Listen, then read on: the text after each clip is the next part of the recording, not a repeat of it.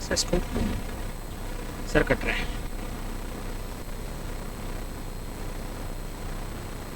अभी ठीक है। तो भी कैसे कैमरा ऊपर कर 2 मिनट करो। ये माउस को रखो ना या पैड ला के सर,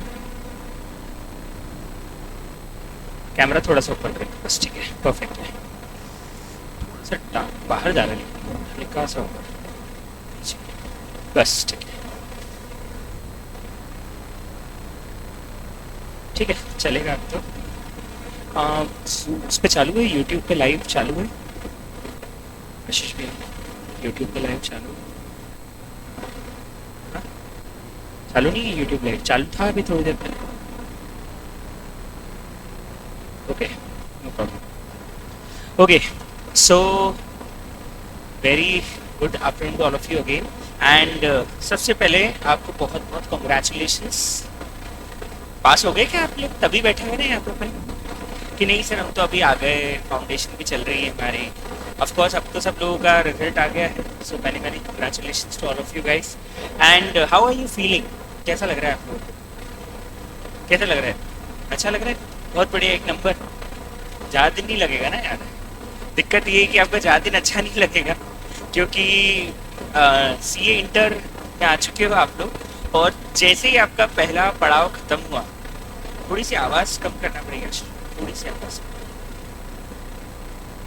यस, अभी ठीक है। जैसे ही आपका पहला ये पड़ाव खत्म हुआ है ना, अब और डिफ़िकल्ट लेवल आपके सामने है। तो इसलिए अब ना वो कंफर्ट जोन में रहने का समय हमारे पास नहीं है।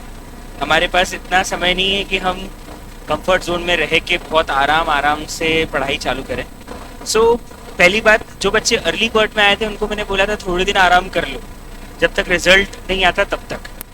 आशीष भैया, हाँ, जब तक रिजल्ट नहीं आता तब तक आप फिर भी आराम कर लो।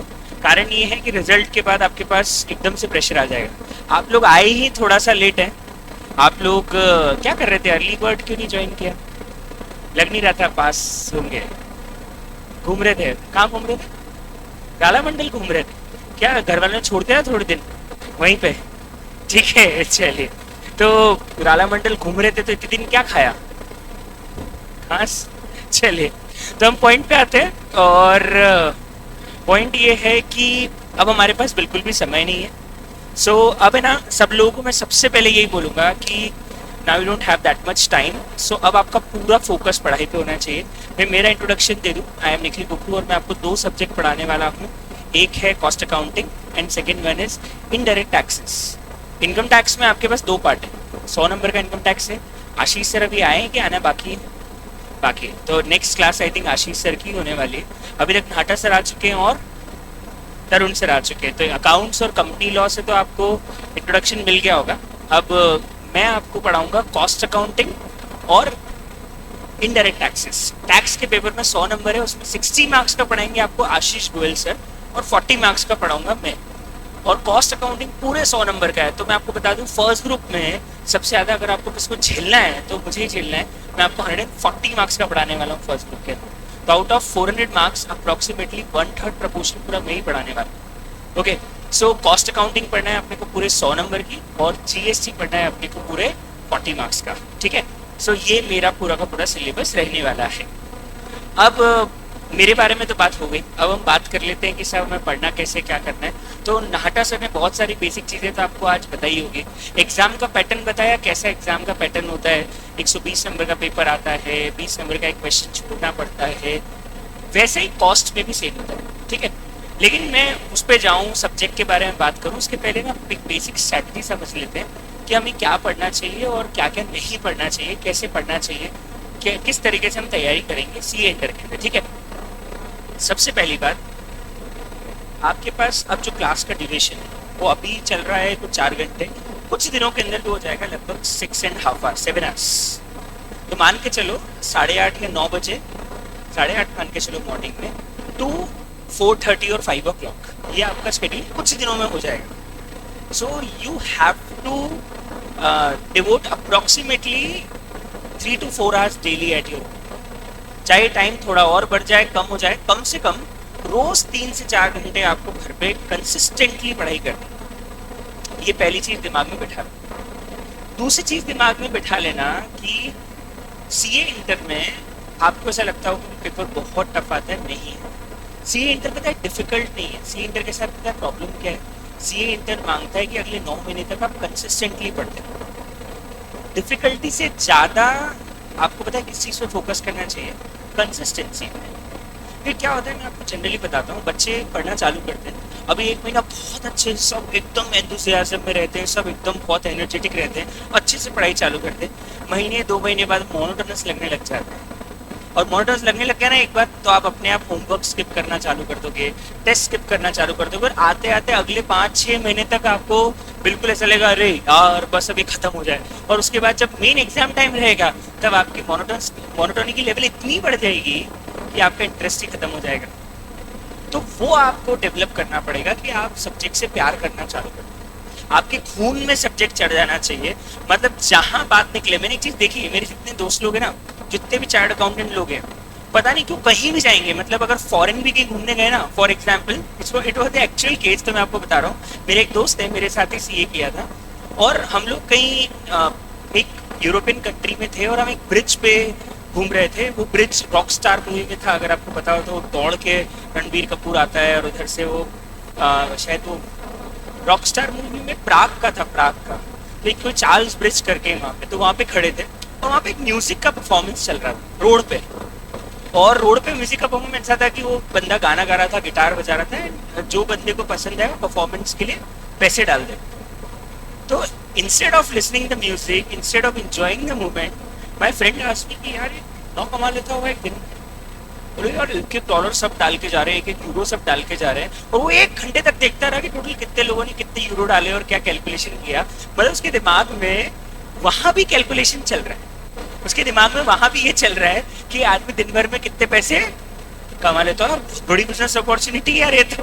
ठीक है, तो मेरा बोलने का सेंस ये है कि आपको एक बार आप सीए में घुस गए ना, अब आपको आपके सब्जेक्ट से प्यार करना पड़ेगा। और प्यार करने का मतलब ये है कि आप कहीं भी जाओ, आपको कहीं ना कहीं जो आप पढ़ रहे हो ना, वो आपको दुनिया में दिखना चाहिए।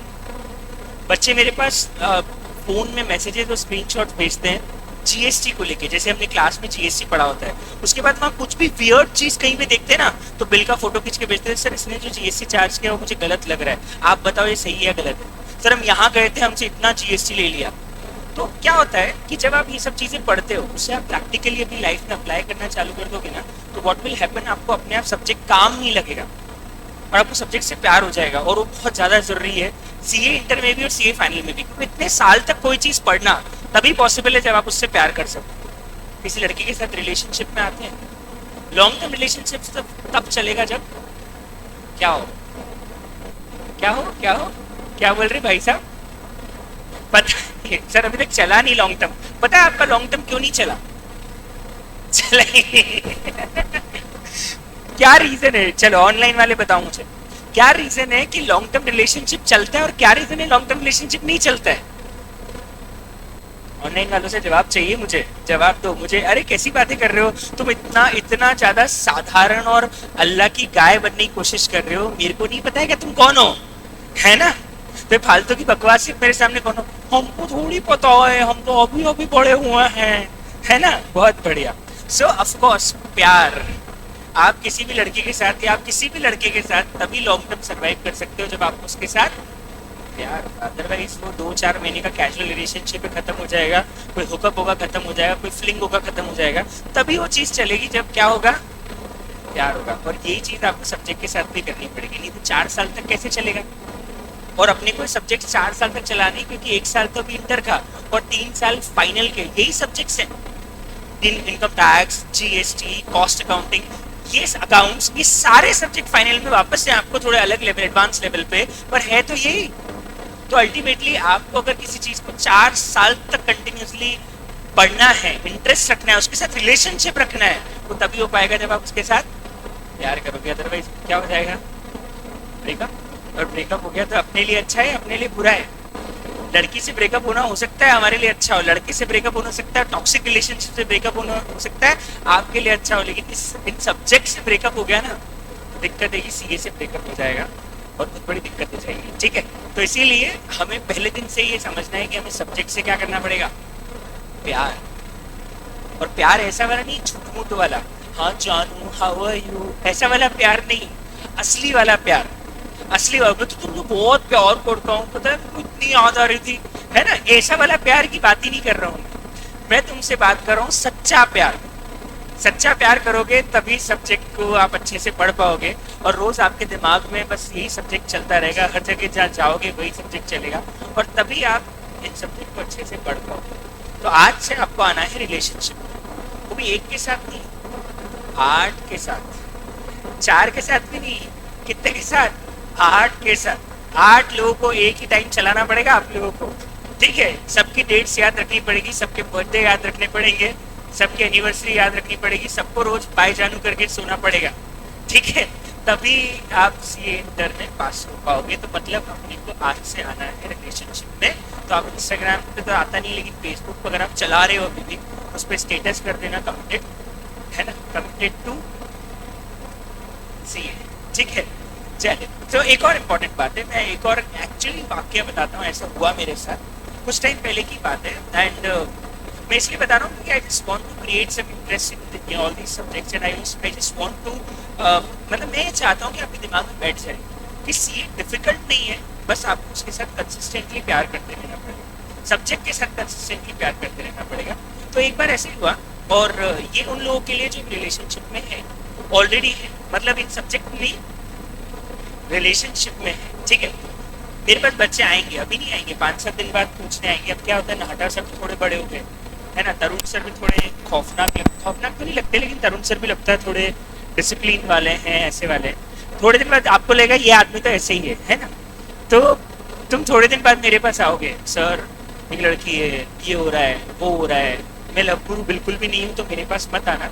पर एक बार ऐसा किस्सा हो गया था, एक लड़का मेरे पास आया और वो सिंसियर था पढ़ने में, आगे कहीं इधर ही बैठता था, कहीं पे इस टाइप पे ही था थोड़ा, है ना। चलिए, what's your name sir, what's your name, what's your name, हाँ उत्कर्ष, बहुत बढ़िया।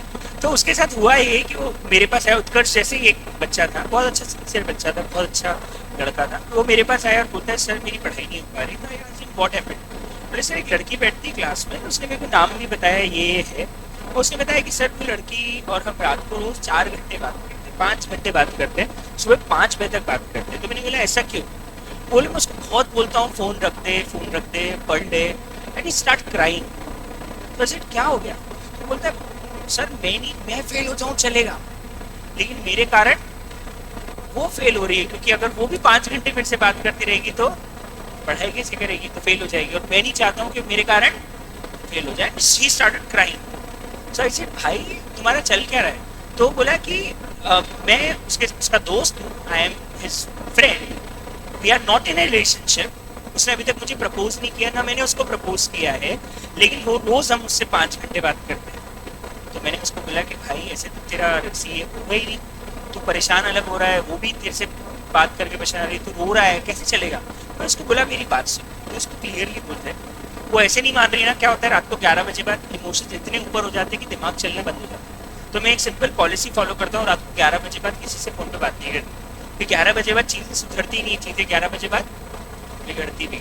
ये रिलेशनशिप में आने के बाद आपको भी रियलाइज होगा कि रात को 11 बजे बाद फोन पे बात करना सबसे डिफिकल्ट काम होता है। तो लगता है अच्छा वो आओ कितनी अच्छी नींद आएगी, लेकिन वो ऐसा होता नहीं है ना। इतना खतरनाक हो जाता है वो झगड़ा होना, और ऐसा रोज होने लग गया उनके साथ। So I just told him, Priyanshi बोल भी रही है, सब बहुत बुरा होता है, बहुत बढ़िया, ठीक है। अब पॉइंट ये है कि आई जस्ट टोल्ड हिम कि यार तू है ना, उसको क्लियरली बोल दे कि मेरे लिए सी इंपॉर्टेंट है, और अगर तूने बंद नहीं किया तो I will block you. You are not my priority, she is my priority. तू चाहता है ना वो भी पढ़े, तू चाहता है तू भी पढ़े, यही तरीका है। तो उसको बोलते see is my priority, you are not my priority, ठीक है। अब उसने भी मेरी बात मान ली और जाके लड़की को बोल दिया। Next day he came to me and he was very happy. I said कि तू बहुत खुश लग रहा है, क्या हुआ। तो पता है लिटरली मिठाई लेके आया मेरे को, मिठाई के लिए, और बोला सर मैंने जैसी लाइन बोली ना उसने को आई लव यू बोल दिया। पिछले 3 साल से उसने उसको आई लव यू नहीं बोला था लड़की ने, और जैसे ही उसने लाइन बोली कि मेरे लिए क्या प्रायोरिटी है, सीए प्रायोरिटी तू नहीं है, लड़की को दिख गया यही अपना है, यही इसी का फ्यूचर है और इसी से शादी करनी है अपने को, और उसे सीधे क्या बोल दिया। तो मैंने बोला अरे तो उल्टा पासा पड़ गया। पर मेरा बोलने का सिर्फ ये है कि अगर आप रिलेशनशिप में हैं तो tell your partner that for the next 9 month CA is my priority, I am not gonna love you that much. उतना मैं प्यार तुमसे नहीं करूंगा जितना प्यार मैं किससे करने वाला हूँ, CA से करने वाला, और ये आपको करना पड़ेगा। आज ही जाओ अपने बेटर हाफ, अपने पार्टनर जो भी है उसको जाके बोलो कि next 9 month don't expect that much from me, I can give you that much time, I can give you that much attention, because अगर आपने वो रिलेशनशिप में अटेंशन दे दी, एनर्जी लगा दी और टाइम दे दिया, तो आप CA में टाइम नहीं दे पाओगे, एनर्जी नहीं दे पाओगे। अगर वो समझदार हुआ, अगर वो सही में आपसे प्यार करता है और अगर वो समझदार हुआ या समझदार हुई, तो वो आपको आपका टाइम, आपका स्पेस, आपका टेंशन कुछ भी नहीं मांगेगी या मांगेगा। और अगर वो बोले नहीं मेरे को तो टेंशन चाहिए, मुझे तो प्यार चाहिए, मुझे तो ये चाहिए, मुझे तो वो चाहिए, तो वो रिलेशनशिप टॉक्सिक है, आप छोड़ दें, क्योंकि वो आपको आगे नहीं बढ़ने देगा, वो आपको आगे नहीं बढ़ने देगी, खुद भी नहीं बढ़ेगा और आपको भी नहीं बढ़ने देगा। तो अगर ऐसे रिलेशनशिप में हो जहां वो इतना टेंशन सीख कर रहा है या कर रही है आपसे कि आपको अपना काम भी नहीं करने दे रही है, कर दे रहा है, तो please get out of that relationship. उस रिलेशनशिप से बाहर आ जाओ, 7 दिन में सब नॉर्मल हो जाएगा। और अच्छी बात है अभी आ जाओ, क्योंकि आपके पास अगले 9 महीने इतने बिजी रहने वाले हो कि आप उसके बारे में सोचोगे भी नहीं और आप आराम से मूव ऑन कर जाओगे।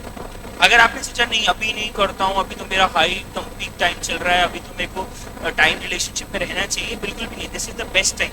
अगर रिलेशनशिप ऑलरेडी टॉक्सिक लग रहा है अभी छोड़ दो, अगले 9 महीने में आपके पास समय ही नहीं है, और जब समय नहीं है तो डिस्ट्रैक्शन नहीं होगा, डिस्ट्रैक्शन नहीं होगा तो बाय डिफॉल्ट आप मूव ऑन कर जाओगे इजीली। तो अभी रिलेशनशिप छोड़ दो, आज से 6 महीने बाद छोड़ोगे और 6 महीने तक टॉक्सिक रिलेशनशिप को खींचते रहोगे, आपका CA आपके हाथ से चला जाएगा, फ्यूचर चला जाएगा, वो भी नहीं रहेगा और ये भी नहीं रहेगा। तो this is the time to decide कि इस रिलेशनशिप में आगे आपको कंटिन्यू करना है या नहीं करना है, चाहे वो स्कूल का रिलेशनशिप हो, चाहे वो फाउंडेशन का रिलेशनशिप हो, या वो आपकी कोई नेबर का पुराना बचपन का प्यार हो, इट डजंट मैटर। अभी देखो कि और टॉक्सिक है क्या, अगर टॉक्सिक है तो बाहर आ जाओ, बहुत अच्छा है तो रहो, लेकिन इसको क्लियर कर दो कि अगले 9 महीने don't expect that much from me, please, this is very important. Otherwise आप अपने CA से भी हाथ धो बैठोगे, और अब जब आप CA से हाथ धो बैठोगे तो आप जब फेल होना चालू कर दोगे तो आप इतने नेगेटिव हो जाओगे कि आप सामने वाले को टॉक्सिक लगना चालू हो जाओगे, और वो एक ना एक दिन आपको छोड़ के चला जाएगा या चली जाएगी। तो बेटर है आप टॉक्सिक हो उसके पहले आप छोड़ दो, या आप इस तरह से क्लियर कर दो कि अभी मैं टेंशन आप लोगों को नहीं दे सकता। फैमिली वालों के साथ भी आपको यही करना है, फैमिली वालों को भी आपको छोड़ना नहीं है ना, कोई ऑप्शन नहीं है अपने पास में छोड़ने का कि चलो मम्मी आज से ब्रेकअप कर लिया, नहीं, एक्चुअली छोड़ना नहीं है, पर फैमिली वालों को भी ये क्लियर कर देना है कि अब मैं अगले 9 महीने मेरे से प्लीज अटेंशन कोई भी मत मांगो, ना मैं फैमिली इवेंट्स में रोज पार्टिसिपेट कर सकता हूँ या कर सकती हूँ, ना मैं बिजनेस में इन्वॉल्व हो सकता हूँ, ना मैं आपके आपसी झगड़ों में इन्वॉल्व हो सकता हूँ। मेरे पास ऐसे बच्चे भी आते हैं जो बोलते हैं सर मम्मी पापा में बहुत झगड़ा होता है, मैं पढ़ाई नहीं कर पाती। मैं उसको क्लियरली बोलता हूँ अभी तो पढ़ मत, बीच में अलग रूम लेके रह ले। होता है सबके घरों में, सबके बेसिक प्रॉब्लम्स है। अगर ऐसा है प्लीज उसको दूर करो, मतलब सोचो ही मत उसके बारे में, अवॉइड करो, जो घर में हो रहा है हो जाए। यहाँ लाइब्रेरी ज्वाइन कर लो, यहाँ रात को 9 बजे तक खुली रहती क्लासेस, यहाँ बैठ के पढ़ लो, सुबह जल्दी आके पढ़ लो, पर आपको अगले 9 महीने किसी के बारे में नहीं सोचना है, सेल्फिश हो जाओ एकदम। क्योंकि अगर आपने सेल्फिश नहीं हुए और आपने दूसरों के बारे में सोचना चालू कर दिया तो आपने 9 महीने अपने दाव पे लगा दिए और आप बर्बाद हो जाओगे। तो next 9 month is very important for all of you guys. Okay, now we can talk about our syllabus. ठीक है, तो हमारे पास 2 सब्जेक्ट है। मैं आपको सबसे पहले बता दूं, हम एक नया नोट क्रिएट कर रहे हैं। नोट का नाम मैं लिख देता हूँ CA इंटर अगस्त 22 बैच, अगस्त 22 बैच। ठीक है, ये मैं क्यों लिख रहा हूँ आपको पता है? मैं आपको ये सारी की सारी सॉफ्ट कॉपीज रेगुलरली दूँ। मतलब होने वाला क्या है, I will upload all the soft copies on A Google drive link on daily basis, और आप इजीली इसको डाउनलोड करके रोज देख सकते हो कि आज क्लास में क्या हुआ, और रिवीजन के दौरान भी क्लास में क्या क्या डिस्कस हुआ, उसके सारे आंसर, सारे सॉल्यूशन, सारे एग्जाम्पल, सारी चीजें, हर चीज आपको सॉफ्ट कॉपी के अंदर मिल जाएगी। I will show you one thing, मैं कैसे करता हूँ और वो कितना कारगर, कितना बेनिफिशियल होता है। आपको एक इंटरव्यू मिलेगा मेरे चैनल पे, निखिल कुकरू आप सर्च करेंगे, या नाटा के चैनल पे भी जाएंगे, दोनों जगह मिलेगा। एक बच्ची ने अभी लास्ट अटेम्प्ट के अंदर 100 आउट ऑफ 100 मार्क्स स्कोर किए कॉस्ट अकाउंटिंग के अंदर। उसका इंटरव्यू आप देखना, उसने ये बोला है कि जो ये ई नोट्स थे, ये जिस स्ट्रैटेजी के साथ कॉस्ट अकाउंटिंग उसने पढ़ा, उस कारण उसको 100 out of 100 marks. And 100 out of 100 is not only the one, 94, 95, 96, 97 पे ढेरों बच्चे हैं कॉस्ट अकाउंटिंग के। सो पहली चीज, कॉस्ट अकाउंटिंग में हमारा टारगेट जो रहने वाला है ना, वो 60 अबव ही है। कोई 50 लेके आएगा ना मेरे पास के सर मेरे 50 नंबर लेके आ गया मैं कॉस्ट अकाउंटिंग के अंदर, हट जाए ऐसे। 50 नंबर मुझे कॉस्ट में चाहिए ही नहीं। 50 नंबर कॉस्ट में लाना बच्चों जैसा खेल है। आपको कॉस्ट में कम से कम एग्जाम्पशन के ऊपर जाना है। 60 अबव तो आपके मिनिमम आने ही चाहिए, और 90s और 80s में भी आ सकते हैं, आराम से आ सकते हैं। बस मैं जो बोल रहा हूँ उसको बहुत अच्छे से आपको पढ़ना पड़ेगा। अगर आपने सब अच्छे से पढ़ लिया, you can easily score more then 80 marks in cost accounting. और अगर आपको 80 नंबर कॉस्ट अकाउंटिंग में आ गए, अब मान के चलो आपका फर्स्ट ग्रुप हो गया, क्योंकि आपको बाकी सब्जेक्ट में 40 भी आ गए ना, 40-45 भी आ गए, तो आपके एवरेज मार्क्स हो जाएंगे 200 और आपका काम हो जाएगा। और खाली कॉस्ट ही नहीं, अकाउंट्स ही बहुत स्कोरिंग है।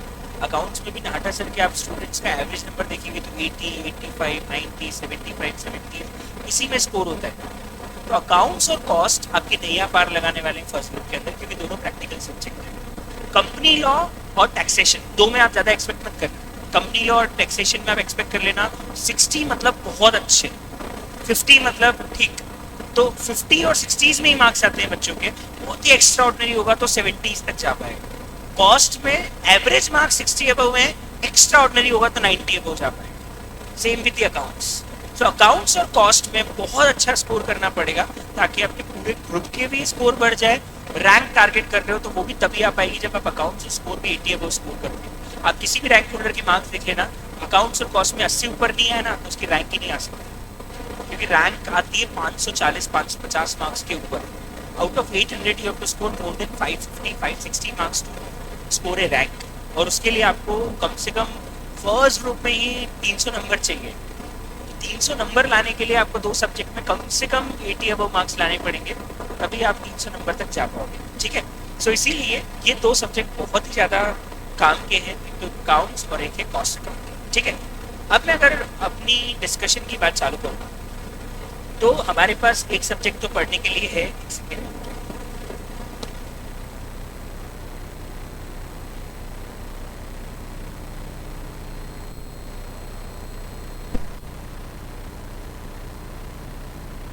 यस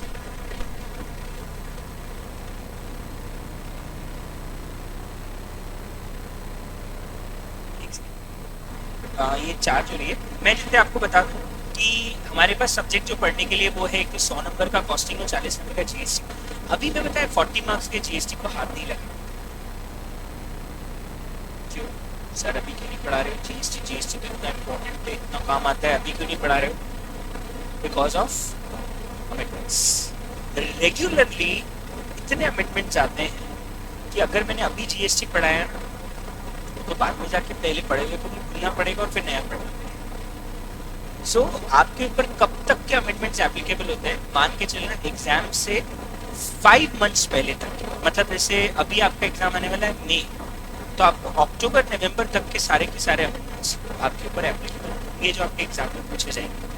अब अगर मैं अभी जीएसटी पढ़ा लूँ तो जीएसटी में अगर अगस्त में चालू करूँ और सितंबर एंड तक या अक्टूबर तक खत्म कर दूँ और फिर बाद में सारे अमेंडमेंट्स पढ़ाऊँ, तो इससे अच्छा है पहले मैं क्या खत्म कर दूँ, वो जिसमें अमेंडमेंट नहीं है। और वो कौन सा सब्जेक्ट है? Cost accounting. दूसरा रीजन जीएसटी बाद में पढ़ाने का ये है कि जीएसटी बहुत ज़्यादा थियोरेटिकल है, कॉस्ट पूरा प्रैक्टिकल है, लेकिन जीएसटी थियोरेटिकल भी है। तो अगर मैंने जल्दी थियोरी पहले पढ़ा दी और बाद में जाके आप एग्जाम तक भूल गए, तो इसलिए हमेशा बच्चों को यही पसंद आता है कि पहले हम कॉस्ट अकाउंटिंग पूरा खत्म करें, उसके बाद हम क्या चालू करेंगे? जीएसटी। क्योंकि हमारा लगभग अमेंडमेंट जब तक आते हैं तब तक कॉस्ट अकाउंटिंग फिनिश भी हो जाएगा, और उसी टाइम पीरियड में हम फिर वहाँ उसी क्लास के बाद हम वापस उसी के आगे कंटिन्यू कर लेंगे जीएसटी। तो सर आपका टारगेट क्या है? कब तक आप कॉस्ट अकाउंटिंग और कब तक आप जीएसटी खत्म करने का टारगेट लेके चलते हो? एक्चुअली मुझे जो हमारे मैनेजर है उन्होंने बोला है कि हम आपको रोज 2 घंटे कॉस्ट अकाउंटिंग देने वाले हैं।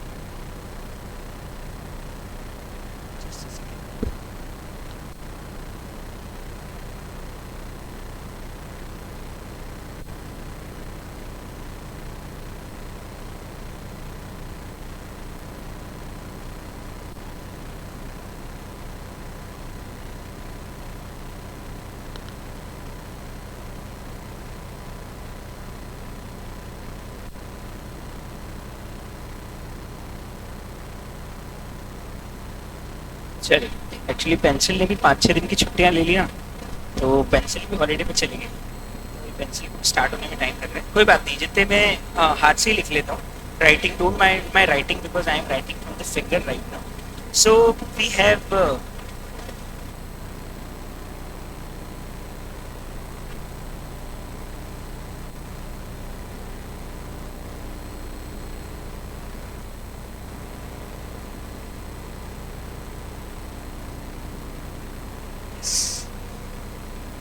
सो we have the subject cost accounting, जिसके बारे में अभी हम बात करना चालू करने वाले हैं। अब मैं आपको बता दूं, ये जो सब्जेक्ट है ना, ये ऐसे 100 मार्क्स का है,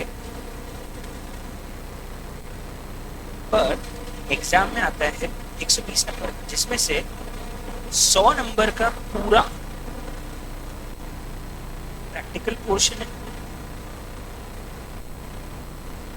और 20 मार्क्स का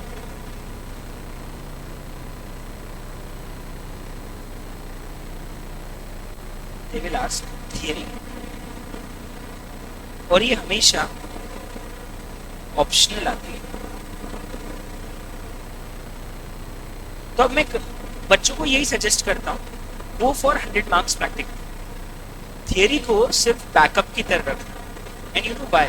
बिकॉज थियरी में आप कितना भी अच्छा कर लो, you can not score more than 12, 13 और 14 मार्क्स आउट ऑफ 20। 20 में से 10, 12, 13, 14 नंबर आ गए, बहुत है।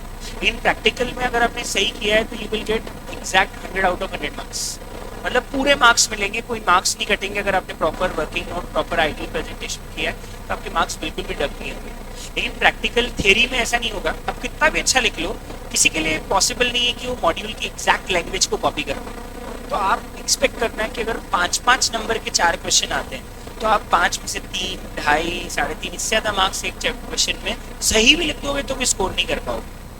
और इसीलिए मैं आपको यही रिकमेंड करूंगा कि थियरी को बैकअप ऑप्शन रखें, मतलब पढ़ेंगे हम, आखिरी में पढ़ेंगे हम, लेकिन उसको बैकअप की तरह क्यों रखना है कि उसको सिर्फ इसलिए करेंगे कि कभी कोई क्वेश्चन 20 नंबर का ऐसा फंस गया जो हमको आता ही नहीं है तो हम थियरी पे जाएंगे, अदरवाइज फिर हम थियरी को फॉलो नहीं करेंगे, प्रैक्टिकल ही फॉलो करेंगे।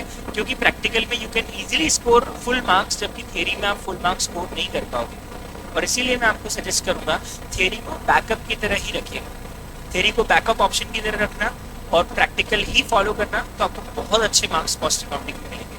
आप थियरी अटेंड करने जाओगे तो समय भी ज़्यादा लग जाएगा, 5 नंबर के 4 क्वेश्चन को करने में आप इजीली आधा घंटा लग जाएगा, मतलब 20 नंबर को करने में आधा घंटा वेस्ट कर दोगे और आएंगे उसमें से 10-12 ही, वो भी सही किया तो। इससे बेटर है कि 2 प्रैक्टिकल क्वेश्चन सॉल्व करो ना 10-10 मिनट के, 12-12 मिनट के, तो आपको वही काम 24 मिनट में हो जाएगा, जिस काम को करने में आधे घंटे ज़्यादा समय आपको थियरी में लग जाएगा। तो मैं आपको यही रिकमेंड करूँगा, try to go for 100% practical और थियरी को सिर्फ और सिर्फ बैकअप की तरह। तो सर हम पढ़ेंगे भी ऐसे ही, पहले पूरा प्रैक्टिकल खत्म करेंगे, उसके बाद में हम कॉस्ट की थियरी के बारे में बात चालू करेंगे, क्योंकि वो बैकअप ऑप्शन ही रहना चाहिए। हम हमेशा थियरी को बैकअप की तरह ही पढ़ेंगे, उसको हमेशा मेन की तरह नहीं पढ़ेंगे कि हाँ यार थियरी को भी रटे जा रहे हैं, कोई सेंस नहीं है। वो सिर्फ इसलिए करना है कि कोई प्रैक्टिकल ऐसा क्वेश्चन आ गया जो आ ही नहीं रहा है, तो फिर थियरी क्वेश्चन हम अटेम्प्ट कर सकते हैं, अदरवाइज जरूरत नहीं। ओके, सो कॉस्ट अकाउंटिंग के बारे में अब हमें बात करनी है। मैंने आपको भी बता दिया जीएसटी के बारे में हम बात करेंगे, लेकिन जीएसटी के बारे में हम बात करेंगे कॉस्ट अकाउंटिंग खत्म होने के बाद। अब मैं एक और चीज़ आपको बता रहा था कि हमारा सर सिलेबस कब तक फिनिश होगा, वो आप बता दीजिए।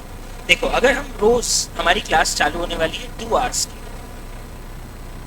रोज लगभग 2 घंटे की क्लास हमें मिलेगी, ठीक है। अप्रोक्सीमेटली आज तारीख भी है 16 अगस्त, है ना, आज का दिन तो अपन छोड़ देते हैं क्योंकि आज तो अपन डिस्कशन में कुछ खास कर ही नहीं रहे। 17 अगस्त कल से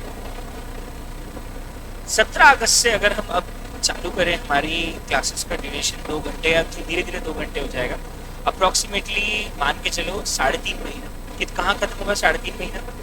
17 अगस्त से गिने तो अगस्त का आधा महीना हो गया, सितंबर, अक्टूबर और नवंबर, ठीक है।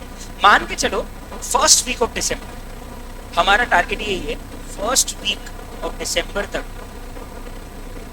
हम लोग कॉस्ट खत्म कर चुके हैं।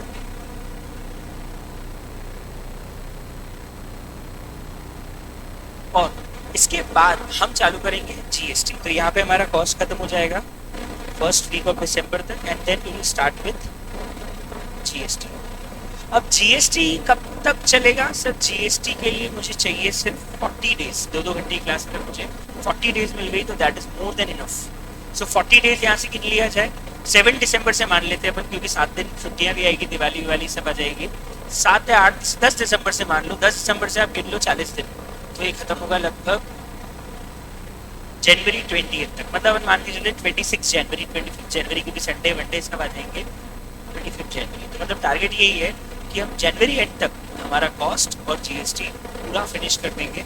एंड उसमें आपके रोज तो नहीं लेकिन हर वीक रेगुलरली टेस्ट होंगे। जैसे अभी अर्ली बर्ड वालों के 2 चैप्टर खत्म हुए, दोनों के टेस्ट हो चुके हैं, दोनों के टेस्ट जो है वो मैं ऑलरेडी ले चुका हूँ। तो इसीलिए रेगुलरली टेस्ट होंगे आप लोगों के। सो आपको रेगुलरली इसकी तैयारी जो है वो चालू करते रहनी। मतलब हम जैसे जैसे चैप्टर पढ़ते जाएंगे वैसे वैसे आपके टेस्ट भी होते जाएंगे।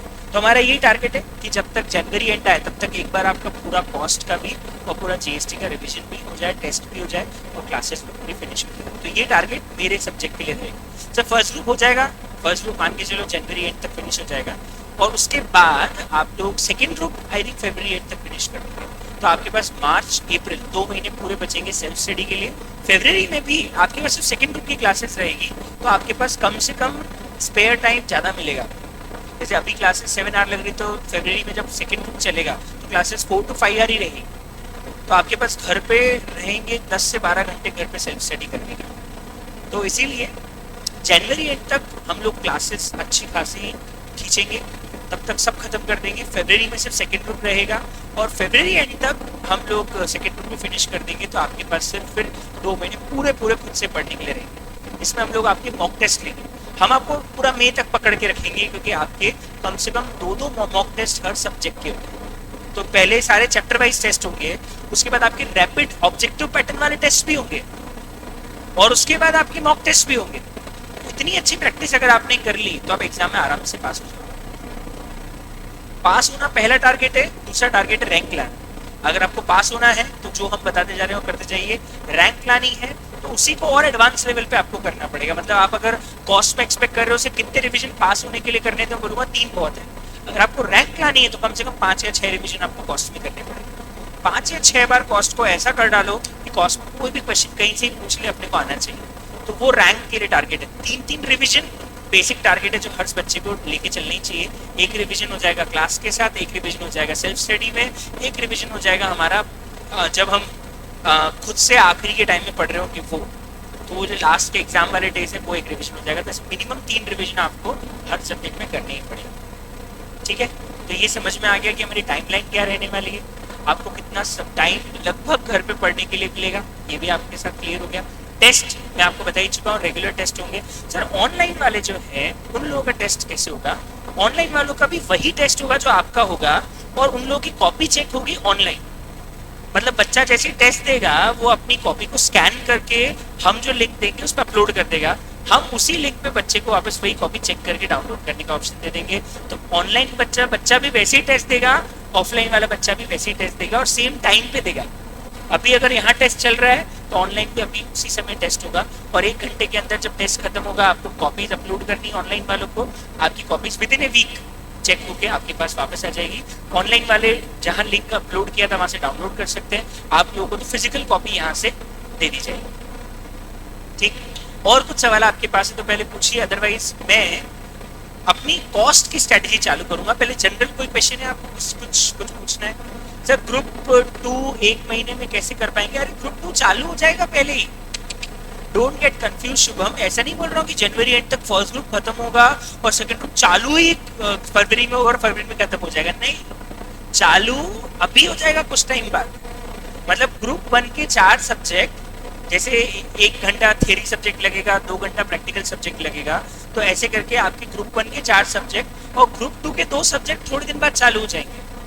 तो वो जब ग्रुप 2 के 2 सब्जेक्ट खत्म होंगे वो खत्म हो जाएंगे दिसंबर तक, फिर ग्रुप 2 के दूसरे 2 सब्जेक्ट चालू हो जाएंगे। तो आपका ग्रुप 2 भी पैरेलली हमारे ग्रुप 1 के साथ चलता रहेगा। ग्रुप 1 वालों की क्लास अगर 6 घंटे रहेगी तो आप मान लीजिए ना ग्रुप 2 वालों को थोड़ा एक्स्ट्रा टाइम रुकना पड़ेगा। तो ऐसे करके ग्रुप 1 और ग्रुप 2 साथ साथ में चलता रहेगा। जनवरी एंड तक ग्रुप 1 फिनिश, फरवरी एंड तक ग्रुप 2 फिनिश। तो ऐसा नहीं 1 महीने में हम ग्रुप 2 फिनिश कर देंगे, चालू अभी करना पड़ेगा ग्रुप 2। धीरे धीरे पैरेलली सारी क्लासेस लगेंगी। ग्रुप 1 की चारों लग जाएगी, ग्रुप 2 की एक बार में 2 ही लगेगी। 2 सब्जेक्ट खत्म होंगे, फिर दूसरे 2 सब्जेक्ट चालू होंगे। तो ऐसे करके रेगुलरली आपको 6 सब्जेक्ट या 5 सब्जेक्ट पढ़ने हैं। ठीक है, और कोई डाउट किसी को? Any other doubts?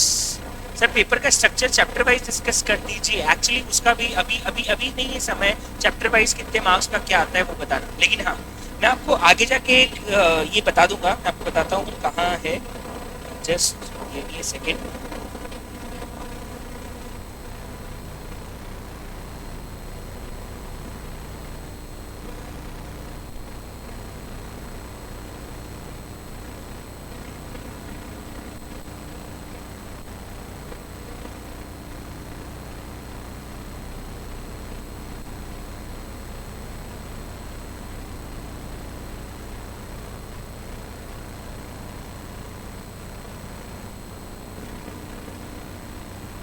ये देखिए, मैंने बताया क्या किया हुआ है। मैंने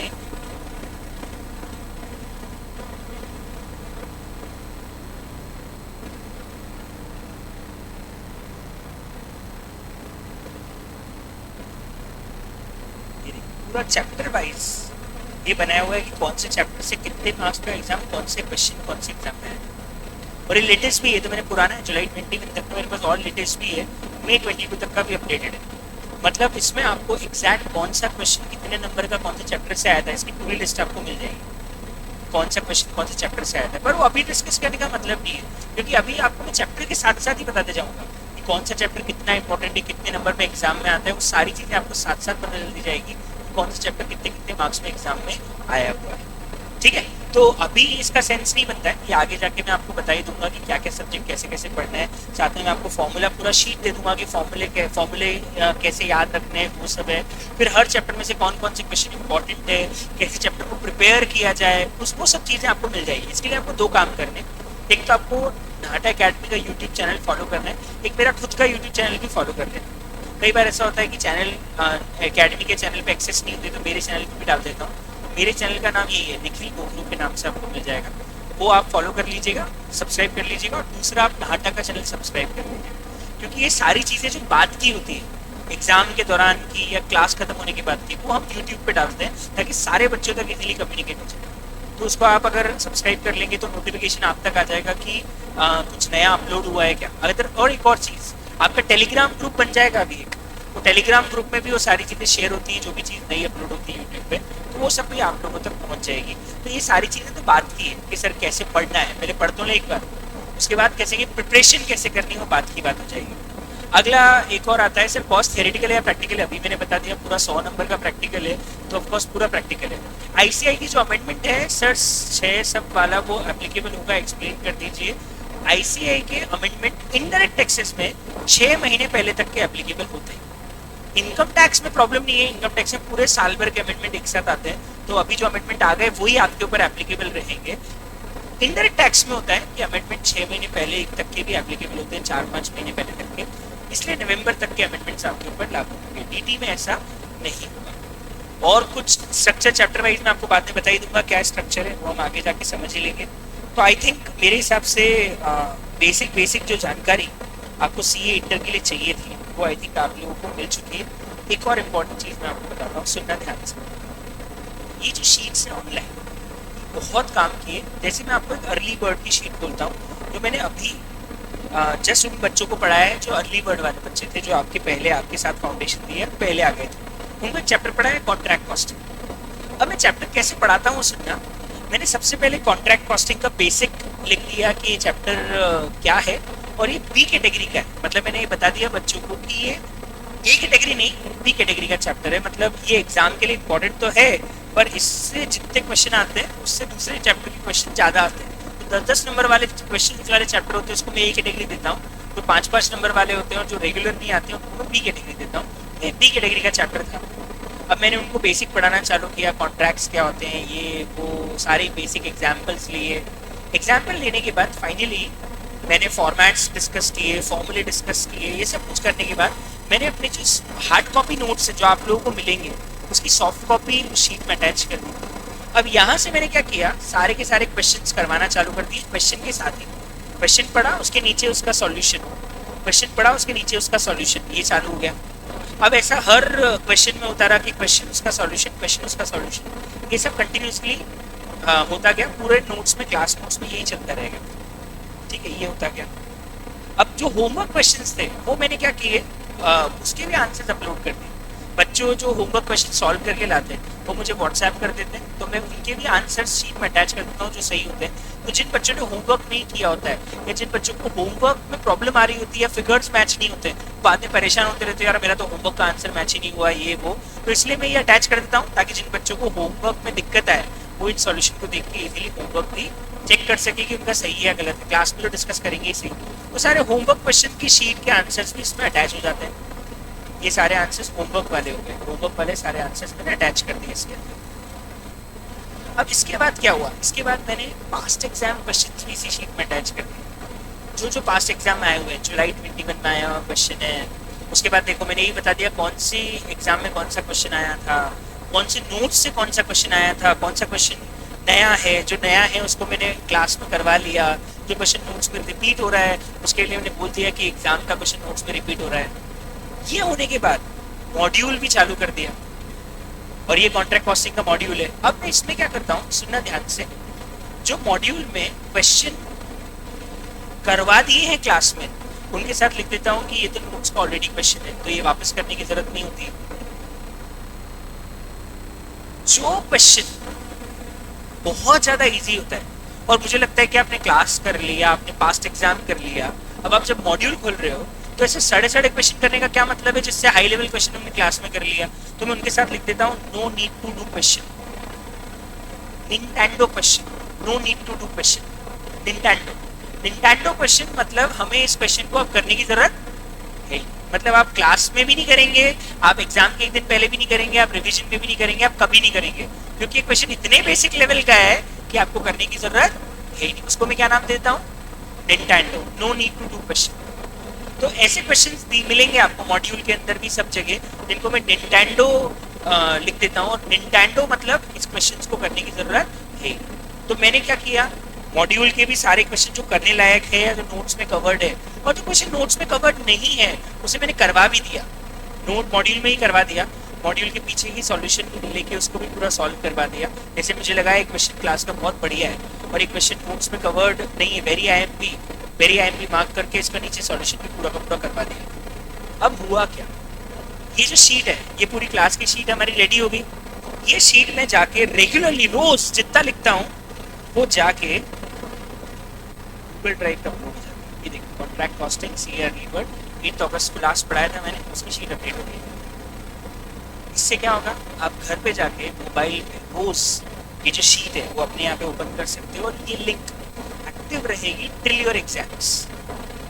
तो आप एग्जाम में भी जब आप रिवीजन भी करने बैठेंगे तो आप एक बार बस इस नोट्स को स्क्रॉल करेंगे और आपको पता रहेगा कि आपको क्या क्या करना है और क्या क्या नहीं करना है, कौन से क्वेश्चंस करने हैं और कौन से क्वेश्चंस नहीं करने हैं, कौन से निंटेंडो है, कौन से इंपॉर्टेंट है, कौन से पास एग्जाम में आए थे। मतलब ये करने के बाद अब कुछ भी और करने की जरूरत नहीं पड़ेगी, क्योंकि इसमें मेरे नोट्स कवर्ड है, इसमें पूरा का पूरा स्कैनर कवर्ड हो गया, क्योंकि मैंने सारे पास्ट एग्जाम क्वेश्चंस ले लिए, इसमें पूरा मॉड्यूल कवर्ड है। इवन मैंने नोट्स में आरटीपी और एमटीपी के क्वेश्चंस भी डाल दिए। तो प्रैक्टिकली आपने बस ये जो ई नोट्स में मैं जितना बताते जा रहा हूँ ना, अगर आपने सिर्फ उतना भी कर लिया ना, तो आप मान के चलना पेपर में एक क्वेश्चन भी उसके बाहर नहीं आएगा। गारंटी के साथ बोलता हूँ 85% पेपर तो आपको ऐसा लगेगा कि पूरा करा हुआ है, एक बार क्लास में किया हुआ, 85% पेपर, और 15% पेपर ऐसा लगेगा कि कुछ नया है, लेकिन कॉन्सेप्ट वही है जो क्लास में डिस्कस किया। मैं गारंटी के साथ बोल सकता हूँ, पर आपको जो मैं बता रहा हूँ वो सब पढ़ना पड़ेगा, जैसा मैं बता रहा हूँ वैसा उसको फॉलो करना पड़ेगा। अगर आपने कर लिया तो that is more than enough. तो ये जो ई नोट्स हैं ये आपको रेगुलरली क्लास में अपडेट हो जाएंगे, रोज आपको घर पे मिल जाएंगे। किसी दिन लिखना रह भी गया, किसी दिन क्लास में कुछ बोला आप लिखना रह गया, घर जाके आराम से उसको लिख लो, रेगुलरली अपडेट हो जाएंगे नोट्स। तो इससे आपकी तैयारी बहुत अच्छी रहेगी, आपका टाइम यूजफुल जगह पे लगेगा, वेस्ट नहीं होगा, क्योंकि आपको पता रहेगा मैं फालतू क्वेश्चन निंटेंडो क्वेश्चन क्यों करूँ, मैं मार्क कर दूंगा निंटेंडो, इसको हाथ लगाने की जरूरत भी नहीं। समझ में, ये तो एक लेवल हो गया। इसके बाद और लेवल क्या, उसके बाद जब आपकी एक बार पूरी क्लास खत्म हो जाएगी ना, तब मैं आपको एग्जाम प्रिपरेशन में बताऊंगा कि कौन से क्वेश्चंस करने हैं। और एग्जाम प्रिपरेशन में जो क्वेश्चंस बताऊंगा कि ये कर लेना, मैं ऊपर ही ऊपर क्या करूंगा, आपको एक शीट दूंगा,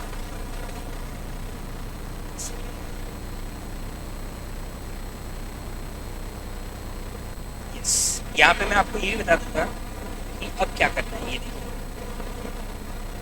अब आप देख सकते हो क्या हो रहा है। नोट्स, मॉड्यूल, पास्ट एग्जाम, कौन सा क्वेश्चन एग्जाम के एक दिन पहले करना है, कौन सा क्वेश्चन एग्जाम के एक दिन पहले नहीं करना है, मॉड्यूल में से कौन सा क्वेश्चन करना है, कौन सा नहीं करना है, कौन सा ओरली से पढ़ के जाना है, कौन सा पूरा सॉल्व करना है, और कौन सा करने की जरूरत ही नहीं है।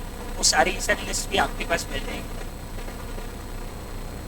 मतलब आपको प्रिपरेशन कैसे करनी है वो गाइडेंस भी मेरे को देना पड़ेगा, ये मेरी जिम्मेदारी है। आई एम रिस्पॉन्सिबल कि आप एग्जाम में कितने इफिशिएंट तरीके से पूरा का पूरा पेपर प्रिपेयर करके जा सकते। तो उसके लिए मैं आपको शुरू से लेकर आखिरी तक कुछ ना कुछ हमेशा देता रहूंगा कि आप ये कर लो, ये कर लो, ये क्वेश्चंस कर लो, पहले रिवीजन में कर लेना, दूसरे रिवीजन में कर लेना, फिर बाद में और कम करते जाऊंगा, और ऐसे आपको कंटिन्यूसली गाइडेंस मिलता रहेगा। बस ये है कि जो मैं बोल रहा हूँ उसको आपको फॉलो करना पड़ेगा, तो आपको कॉस्ट अकाउंटिंग में स्कोर करने से कोई भी नहीं रोक सकता।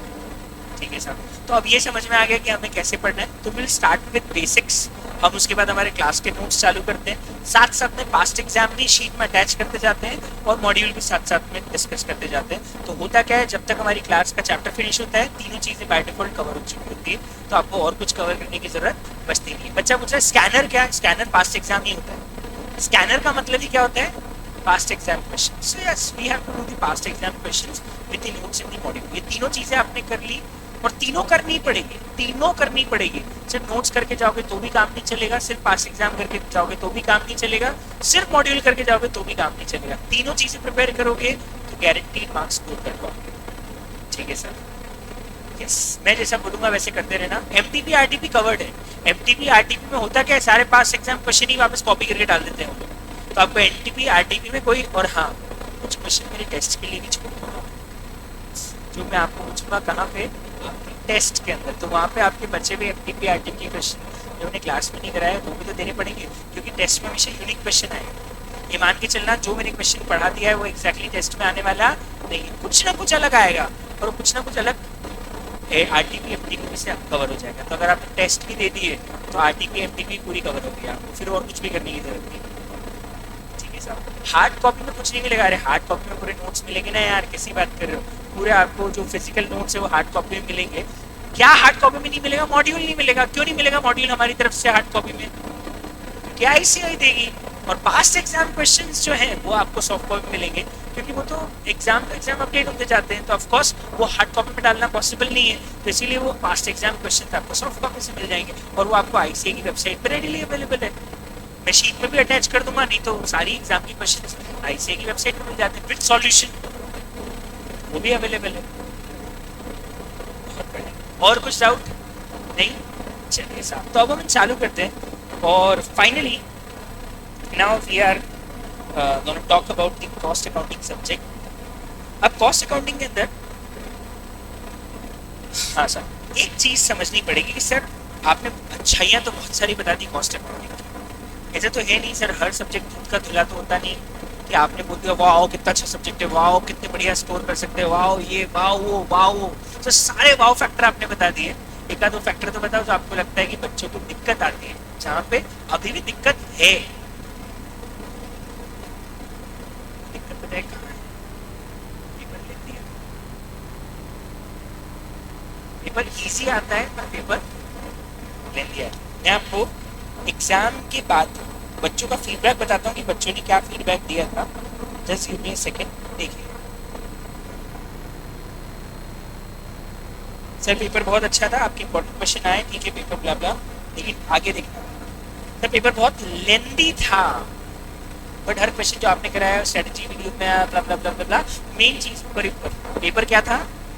लेंदी था, और कुछ क्वेश्चंस ट्रिकी थे, लेकिन मेन है पेपर लेंदी था। अगला पेपर अच्छा गया, ठीक है, पेपर लेंदी था, 10 मार्क्स का छूट गया, बहुत बढ़िया। आगे paper was very well, I attempted every question blah blah blah, taking note, I say feel the same way, ठीक है। ये सब एग्जाम के बाद के एग्जाम पेपर देने के बाद थे। कॉस्ट का पेपर काफी इजी था, अच्छा हुआ, स्पीड कम रहेगी इसलिए पूरा रह गया। और देखो साहब, और देखो, सब आता था सर, पर थोड़ा सा रह गया। ऑलमोस्ट आपके नोट्स और मॉडल में से ही पेपर आया, लेकिन मेन चीजें आते हुए भी रह गया। Paper was easy, paper was easy but lengthy. Again paper module से आया sir, very nice, thank you so much, blah blah blah, helpful, very nice examination in place में, थैंक यू। थ्योरी बाइट्स काम आ गई last moment पे। मैं आपको actually theory को लेके बाइट्स दूंगा छोटी छोटी, ताकि आप इजीली उससे पढ़ सके। तो वो क्वेश्चन आपको लास्ट टाइम एग्जाम में काम आ सकते हैं। ठीक है, प्रोवाइडिंग ब्ला और इफेक्टिवली ये, thank you sir, last moment में काम आए। पेपर लेंथी था, नहीं लिखा है इसने, related. Paper was really easy, paper बहुत अच्छा था, स्ट्रेटजी रीडिंग डिवीजन वाली लगा। तो मैं जो बच्चों को खराब लगता है कॉस के पेपर में, वो क्या फीडबैक है लेते। तो अपने को फोकस ये करना है कि अपने को स्पीड बढ़ानी पड़ेगी। कॉस्ट के पेपर को करने के लिए we have to focus on the speed. क्या होता है, मैं आपको बहुत सारे चीज़ें बताता हूँ कि स्पीड में कहाँ कहाँ प्रॉब्लम आती है। पहली चीज़, हम क्या करते हैं, शुरू के जो 15 मिनट मिलते हैं, घाटा सर ने शायद ये चीज़ आपको बताई होगी, कुछ बताया हमें क्या करना है 15 मिनट में? नहीं बताया, मैं बताया था। शुरू के 15 मिनट में जो रिया थी जिस कैनेडा और कनाडा, उसने भी यही फॉलो किया, घाटा सर की बताई स्ट्रैटेजी फॉलो करी उसने। घाटा सर हमेशा बताते हैं कि शुरू के 15 मिनट में rather than reading the whole paper, आपको 15 मिनट मिलेंगे पेपर स्टार्ट होने से पहले पेपर पढ़ने के लिए। उस टाइम आप 15 मिनट के अंदर सारे पेपर को पूरा पढ़ने की जगह सिर्फ और सिर्फ शुरू के 20 नंबर के क्वेश्चन को बहुत अच्छे से पढ़ लो और सारी कैलकुलेशंस कैलकुलेटर पे करके रख लो। आपको पेपर पे लिखना अलाउड नहीं होता है, आपको कॉपी नहीं मिलती है, लेकिन आप कैलकुलेटर पे कैलकुलेशंस तो कर सकते हो, पेपर को बहुत अच्छे से रीड कर सकते हो। तो what you can do is, rather than spending the time in reading the overall paper, आपको 20 नंबर के शुरुआत के क्वेश्चन 15 मिनट में बहुत अच्छे से पढ़ के उसके सारे के सारे पॉइंट समझ लो क्या क्या आएंगे। एक्चुअली कॉस्ट में क्या होता है, शुरू के 20 नंबर में 5-5 नंबर के 4 क्वेश्चन जाते हैं, 5-5 नंबर के 4 क्वेश्चन जाते हैं। और मैं आपको बता दूं, वो क्वेश्चन कंपलसरी क्वेश्चन होता है, पहला क्वेश्चन ऑप्शन में नहीं आता है। पहला क्वेश्चन करना तो है ही, छोड़ ही नहीं सकते। पहला क्वेश्चन कंपलसरी क्वेश्चन है, कोई 5-5 नंबर के 4 क्वेश्चन है, तो उसमें समय ज्यादा खराब होता है बाद में पढ़ने में। इससे बेटर है शुरू के 15 मिनट जो आपको मिल रहे हैं ना, उसमें 20 नंबर का पहला क्वेश्चन बहुत अच्छे से पढ़ के पूरी स्ट्रेटजी प्रिपेयर कर लो, कौन से क्वेश्चन में क्या क्या करना है दिमाग में, ताकि जैसी कॉपी मिले आप अगले 20 मिनट के अंदर शुरू का 20 नंबर का पेपर अटेम्प्ट होगा। क्या शुरुआत भली तो बोलते ना, अंत भला तो सब भला। मैं बोलता हूँ शुरुआत भली तो सब भला, मतलब अगर आपने पेपर को स्टार्ट अच्छे से किया, आपने अगर उसमें पढ़ा हो ओलंपिक्स में जो एथलीट्स होते हैं जो 100 मीटर या 400 मीटर रेस दौड़ते हैं, पता है उसमें सबसे ज्यादा इम्पोर्टेंट क्या होता है, वो बूस्ट कैसे करते हैं, मतलब वो कहाँ से स्टार्ट ले, विनर वहीं पता पड़ जाता है कि यही जीतेगा। तो आपको भी यही करना है। अगर आपने पेपर के शुरुआत के 20 मिनट में वो 20 नंबर के क्वेश्चन अटेम्प्ट कर लिए, तो आपको पता रहेगा कि अब मेरे पास अच्छा खासा स्पेयर टाइम बचा है, अब मैं शांति से बाकी सारे क्वेश्चन पढ़ सकता हूँ। पहला फायदा। दूसरा फायदा, पेपर में एक आध ऐसा क्वेश्चन आएगा जो आपके दिमाग के टेम्परामेंट की बात लगा। एक क्वेश्चन आएगा तो ऐसा लगा और ये क्वेश्चन तो खतरनाक आ गया है, एक आएगा। अगर आपने वो क्वेश्चन शुरुआत में पढ़ लिया तो आपका पूरा ध्यान पता है उस पर लग जाएगा और आपके अंदर ये चलता रहेगा और ये क्वेश्चन का नंबर, आप उस 10 नंबर के क्वेश्चन के चक्कर में 90 नंबर का पेपर बिगाड़ के आ जाओ। और इसीलिए always read only the first compulsory question in 15 minutes, और जैसे जैसे वो खत्म होते जाए वैसे वैसे आगे क्वेश्चंस पढ़ते जाओ। क्योंकि अगर आपने पहले पूरा पेपर पढ़ के पूरा का पूरा पेपर देख लिया, सारे क्वेश्चन देख लिए, सारे क्वेश्चन पढ़ लिए और 15 मिनट बाद आप सर पकड़ के बैठ गए, अरे बाप रे अपने को तो 10 नंबर का क्वेश्चन और क्या होगा, आप उसी चक्कर में आपका पूरा पेपर बिगाड़ दोगे। समझो, हमें 100 में से 100 नहीं लाने हैं, हमें 100 में से 40 लाने हैं पास होने के लिए, और एग्जामिशन लाने के लिए 60 लाने हैं। तो हाउ कैन यू एक्सपेक्ट कि आप इतने महान तो हो नहीं कि आपको 100 में से 100 का पूरा पेपर एक बार में समझ में आ जाएगा।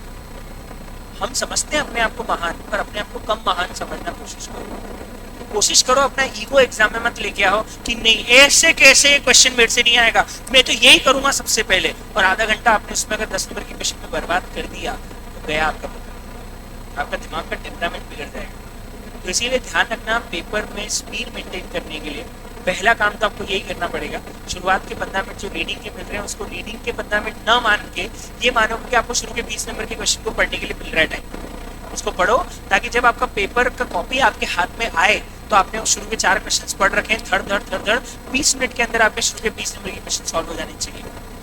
तो आपका आगे का पेपर बहुत स्मूथ जाने वाला है, ये मेरी गारंटी। हर सब्जेक्ट में पॉलिसी फॉलो कर सकते हो। दूसरी इंपॉर्टेंट बात, आपको रेगुलर प्रैक्टिस करनी है, उसके लिए आपको रेगुलर डीप पे होमवर्क करना है। बच्चे मुझे गाली नहीं देते होमवर्क के लिए, तो आपको पता है सबसे ज्यादा गाली पड़ती है घंटा सर और तरुण सर को होमवर्क के लिए, मेरे को सबसे कम पड़ती है क्योंकि मेरा होमवर्क सबसे कम रहेगा। आधे घंटे से ज्यादा का होमवर्क आपको रेगुलरली कभी नहीं मिलेगा, half an hour. Accounts FM में आपको फिर भी थोड़ा ज्यादा मिल सकता है, अकाउंट्स कंपनी लॉ सब में। मैं बेचारा बहुत सीधा आदमी, एक्चुअली बहुत सीधा पड़ जाता हूँ मैं, तो इस चक्कर में मैं ज्यादा होमवर्क दे ही नहीं पाता हूँ। मैं तुम्हारी शक्ल देख के दया खा जाता हूँ, बोले यार बेचारे ऑलरेडी इतने सारे लोगों का होमवर्क कर रहे हैं, तो मैं आपको सिर्फ और सिर्फ 1 या 2 क्वेश्चन रोज दूंगा घर पे करने के, बस 2 question, not more than that. मतलब आधे घंटे से ज्यादा का होमवर्क कभी आपको मिलेगा ही नहीं, कभी नहीं मिलेगा। उसका मतलब इतना तो कर लेते, दया खा लेते कि जितना मैं क्लास में पढ़ा रहा हूँ और जो मैं आपको होमवर्क दे रहा हूँ आधे घंटे का, कम से कम दया करके वही कर लेना। करोगे कि नहीं करोगे? मेरे पे दया कर लोगे ना तो कहीं ना कहीं भगवान आप पे दया करते हैं और आपको एग्जाम में बहुत अच्छे मार्क्स मिला देगा। तो दूसरा तरीका है स्पीड बढ़ाने का, होमवर्क। ये आपको रेगुलरली प्रैक्टिस अलॉट, उसके लिए आपको होमवर्क रेगुलरली करना पड़ेगा। टेस्ट देने ही है, मैंने आपको बता दिया, टेस्ट बहुत सीरियसली देने, हम लोग पूरा रिकॉर्ड रखेंगे आपके टेस्ट का। अगर आप टेस्ट नहीं दिए, मार्क्स कम आए, कोई फर्क नहीं पड़ता, टेस्ट देना जरूरी है। आप सिर्फ ट्राई करो, that is more important. Marks आपके नहीं आएंगे कोई दिक्कत नहीं, कुछ चलेगा, टेस्ट आप रेगुलरली दीजिए, that is very important for me. Okay, तो टेस्ट आपको रेगुलरली देने हैं, मुझे बिल्कुल फर्क नहीं पड़ता है कि आप उसमें मार्क्स ले पाएंगे या नहीं ले पाएंगे, टेस्ट दीजिए ना। मैं आपको पूरी लिस्ट लगा के पेपर चिपका के दूंगा कि अच्छा ये मार्क्स है, टॉप इसके आए, ये फेल हो गया, कुछ भी नहीं। तो ना आपको क्लास में शर्म आएगी टेस्ट देने के अंदर, ना आपको ऐसा लगेगा कि यार मेरे मार्क्स बहुत कम आए हैं। तो इसीलिए प्लीज आप सिर्फ टेस्ट दीजिए, that is important for me. Online offline दोनों के लिए मैं बात कर रहा हूँ। सर मैं रायसेन से हूँ, आपसे जानना चाहता हूँ कि क्या मैं यहाँ रह के पढ़ूँ या इंदौर आ जाऊँ? जो 100 आउट ऑफ 100 बत्ती लेके आई थी वो ऑनलाइन थी, ऑफलाइन नहीं थी। तो ऑफलाइन वालों के मार्क्स कम आएगा, ऑफलाइन वालों के भी आए हैं। मैं ये बताना चाहता हूँ, डजंट मैटर कि आप ऑनलाइन या ऑफलाइन, अगर आपको पढ़ना है तो आप कहीं से ही पढ़ लो। तो आप सिर्फ ये देखो बेटा शुरू कि आप ऑनलाइन पढ़ पा रहे हो, if it is okay for you कि आपसे घर पे बहुत अच्छे से पढ़ाई हो रही है, ऑनलाइन कर पा रहा हूँ, तो उसमें रहिए। आपको लगता है नहीं मुझे मजा नहीं आ रहा ऑनलाइन में, मुझे बाकी सब बच्चों के साथ आके बैठना है, एंजॉय करना है, क्लास के एनवायरनमेंट को देखना है, कंपटीशन फील होना चाहिए, घर पे डिसिप्लिन मेंटेन नहीं हो पाता है, तो आप ऑफलाइन आ जाइए। इससे आपके स्कोर पे कोई फर्क नहीं पड़ेगा कि आप ऑनलाइन है या ऑफलाइन है। तो इट डजंट मैटर कि आप ऑनलाइन या ऑफलाइन है, मैटर इज कि आप पढ़ कितना रहे। नहीं पढ़ाई हो रही तो आप ऑफलाइन आ जाना, पढ़ाई अगर हो रही है तो आप ऑनलाइन रह सकते हो, कोई दिक्कत नहीं है। और कोई डाउट? आई थिंक हो गए डाउट सारे क्लियर। ऑफलाइन वाले बच्चों को कुछ डाउट है और पूछना है आपको?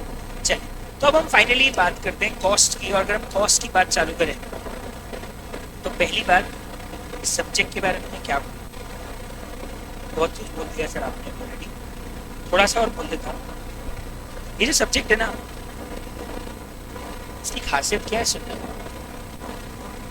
सीए लोगों को पता है, जब आप सीए बन जाओगे ना तब आप में एक बहुत बड़ा बदलाव दिखेगा। क्या आप चीमड़ हो जाओगे? चीमड़ समझते हो? चीमड़, कंजूस। एक्चुअली इंदौरी भाषा में चीमड़ मतलब जो चमड़ी उधेड़ दे, चमड़ी उधेड़ दे मतलब चाय में से मक्खी निकाल के पी जाए, मतलब कंजूस, मक्खी चूस। सीए लोगों को पता नहीं, लिटरली माना जाता है कि बहुत ही ज्यादा कैलकुलेटिव लोग हैं, बहुत ज्यादा कंजूस है, बहुत सोचते हैं हर चीज करने से पहले। अब वो अच्छा भी है बुरा भी है, पर ये है। और ये पता है क्यों है? Because of this subject. आपको 100 नंबर का इंटर में और 100 नंबर का फाइनल में, मतलब प्रैक्टिकली 200 नंबर का आपको कॉस्ट अकाउंटिंग अगले 4 साल तक, 3 साल तक पढ़ाया जाएगा। और आपको उसमें रोज कैलकुलेशन सिखाए जाएंगे, तो आपको क्या लगता है आप आपके दिमाग में वो चीजें डेली लाइफ में अप्लाई नहीं करोगे? जब मैं क्लास में आपको बोलूंगा कि अरे यार इससे करना बेटर है, इससे करना बेटर है, इसमें कॉस्ट ज्यादा लग रही है, इसमें कॉस्ट कम लग रही है, इसमें फायदा है, इसमें ये नहीं है, ये भी तो कॉस्ट है, इसको भी गिनो, यहाँ ये हो रहा है, तो पता है आपके दिमाग में यही चीजें चलेगी और आप अपनी फैमिली में अपनी डेली लाइफ में भी वो चीजें लगाना चालू कर दोगे। वो बाय डिफॉल्ट होगा और होना भी चाहिए, क्योंकि अगर हमारा दिमाग कैलकुलेटिव नहीं होगा तो आप क्लाइंट से क्या एक्सपेक्ट करोगे? फीस किस बात की फीस देगा? अगर आप उसका पैसा ही नहीं बचाओगे तो क्लाइंट आपको किस बात की फीस देगा? अगर आप क्लाइंट का टैक्स नहीं बचा सकते, आप क्लाइंट का पैसा नहीं बचा सकते, आप क्लाइंट के फ्रॉड नहीं पकड़ सकते, आप क्लाइंट के कैलकुलेटिव दिमाग लगा के उसको बेटर स्ट्रेटेजी नहीं बता सकते, तो आपको किस बात का पैसा देगा क्लाइंट? करोड़ों रुपए सीए को क्यों मिल रहा है अगर वो कंपनी के करोड़ों रुपए बचा नहीं पाएगा? तो इसीलिए आपके दिमाग में कैलकुलेटिव दिमाग बनाने में इस सब्जेक्ट का बहुत बड़ा रोल है, कॉस्ट अकाउंटिंग। तो इसीलिए बोला जाता है, इसीलिए आदमी इतना कंफ्यूज होता है कि गर्लफ्रेंड को अगर 5 स्टार होटल भी ले जा रहा ना तो पहले रास्ते में पानी पूरी की याद दिलाएगा और रास्ते में रुके पानी पूरी तो खा लेते हो, मॉर्निंग मिलेगी। क्यों? पानी पूरी खाने का शौक चढ़ा है? किसी को नहीं है पानी पूरी खाने का शौक 5 स्टार होटल में जाने से पहले। क्यों पानी पूरी खिला रहा है अपनी गर्लफ्रेंड को? पेट यहीं भर जाए, है ना?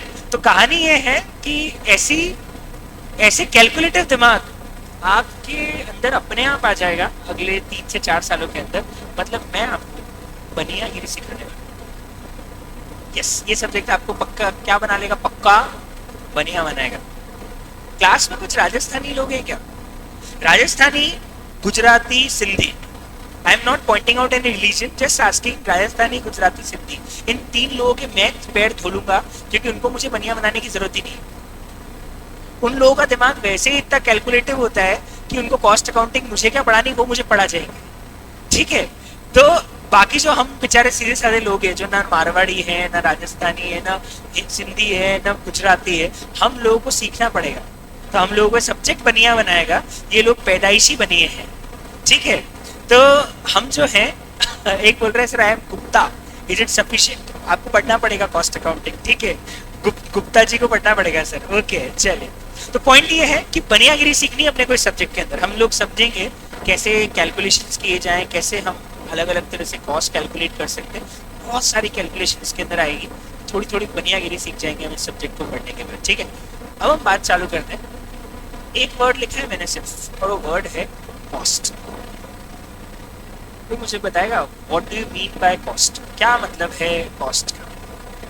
लागत। वाओ, हम इंग्लिश क्लास में हैं, सीए इंटर में 250 नंबर का इंग्लिश है और हम लोग इंग्लिश सब्जेक्ट पढ़ रहे हैं और मैं आपको सिखा रहा हूँ ट्रांसलेशन की। हिंदी में कॉस्ट को क्या बोलते हैं? हिंदी में कॉस्ट को बोलते हैं लागत।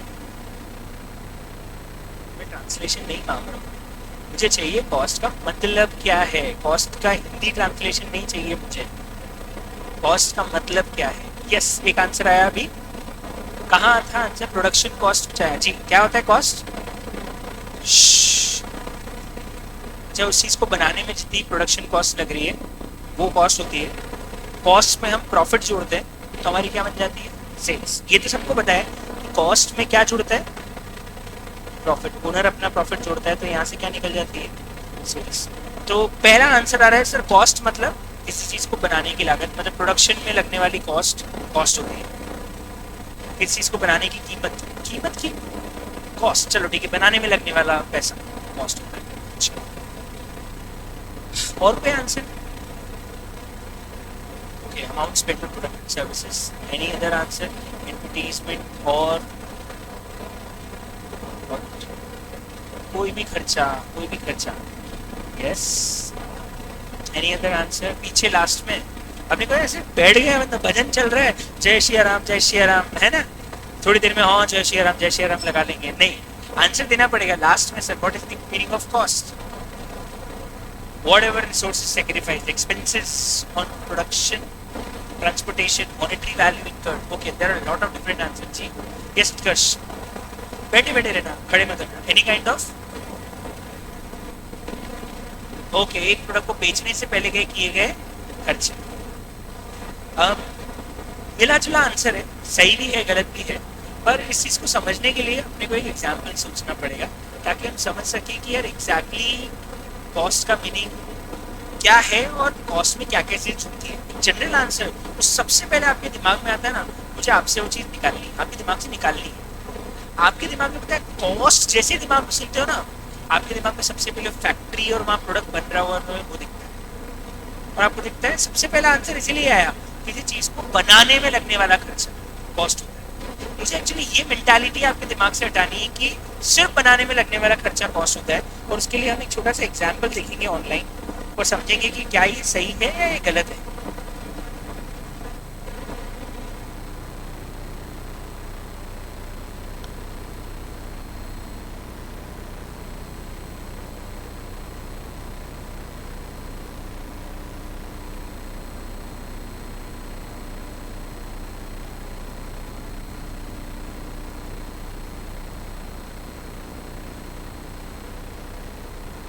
मैंने एक बैग की कंपनी की वेबसाइट खोली है और इस कंपनी का नाम है एलवी। आई थिंक शायद आपने इसका नाम सुना होगा, शायद दो चार लोगों ने बेल्ट बेल्ट भी पहन रखे होंगे एलवी के, बहुत रईस लोग हमारी क्लास में। ओके, ये जो लुई विटॉन है, एलवी है, इसका कोई बैग पसंद करो ना यार किसी को।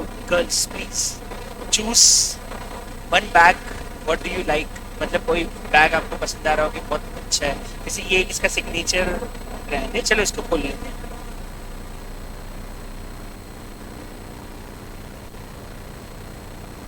ओके, इसकी प्राइस यहाँ पे ये रहा है ना, यही बैग है ना, ये इतना सही है। ध्यान, लड़की पे फोकस मत करना, बैग पे करना।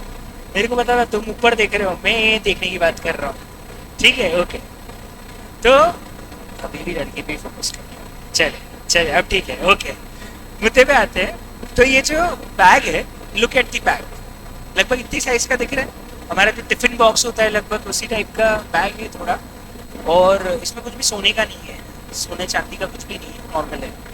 इस पे लिखा हुआ है LV LV LV LV LV, सब जगह लिखा रहता है, और साथ में इसका एक ब्रांड का लोगो बना रहता है। इसका एलवी इसका ब्रांड का लोगो है और साथ में ये है। अब इस बैग की कॉस्ट क्या रही होगी, that is my question from all of you guys, that what do you think how much this bag cost, and क्या क्या लगा होगा इस बैग को बनाने में। बच्चे ने बोला कि सर बैग को बनाने में लगने वाला खर्चा उसका कॉस्ट होता है, सो आई एम आस्किंग कि क्या क्या लगा होगा इसको बनाने के लिए। चलो बताओ मुझे। लेदर और चेन लगी होगी, कपड़ा लगा होगा, एंड आई थिंक कितने का लेदर होगा, मतलब कितने का लेदर होगा, कोई ड्रैगन का या कोई डायनासोर का लेदर तो होगा नहीं इसके अंदर, तो करोड़ों रुपए का लेदर तो होगा नहीं, तो 3-4 हज़ार रुपए का सामान होगा, 5,000 का मान लो। और स्टिचिंग भी ले लें तो एक बैग को स्टिच करने में मान लो इटली का सबसे बढ़िया टेलर ने इसको स्टिच किया हो तो भी 2-4 हज़ार रुपए और जोड़ दो, 10,000 रुपए cost. You know how much it cost, और is price I think 2 to 3 lakh rupees minimum.